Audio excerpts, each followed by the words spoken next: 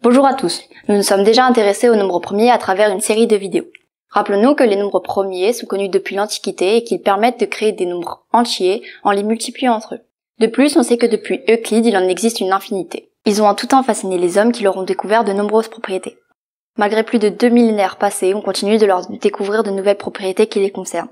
Aujourd'hui, je vais vous parler du théorème de Green-Tao qui a été découvert en 2004. Pour comprendre de quoi nous allons parler, je vais partir de quelques exemples.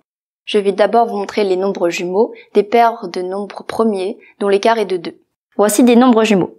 3 et 5, 11 et 13, 17 et 19, 41 et 43.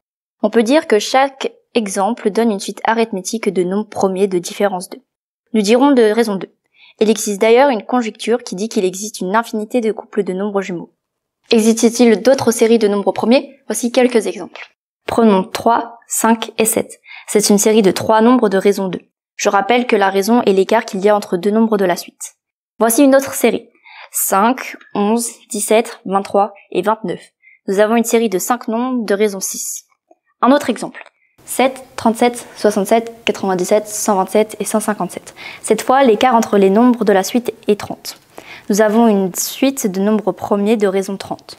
Il existe d'autres suites du même genre, mais la question qui se pose maintenant est de savoir s'il existe d'autres suites composées de nombres premiers de la longueur que l'on veut. C'est à ce problème que se sont attaqués Ben Green et Terence Tao.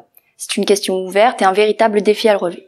Les mathématiciens Ben Green et Terence Tao ont apporté une réponse positive en démontrant le théorème qui porte leur nom. Théorème de Green et Tao, 2004. La suite des nombres premiers contient des suites arithmétiques de longueur finie arbitraire.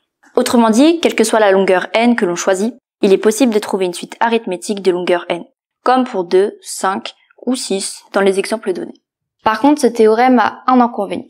Il dit pas comment trouver ces suites, mais seulement qu'elles existent.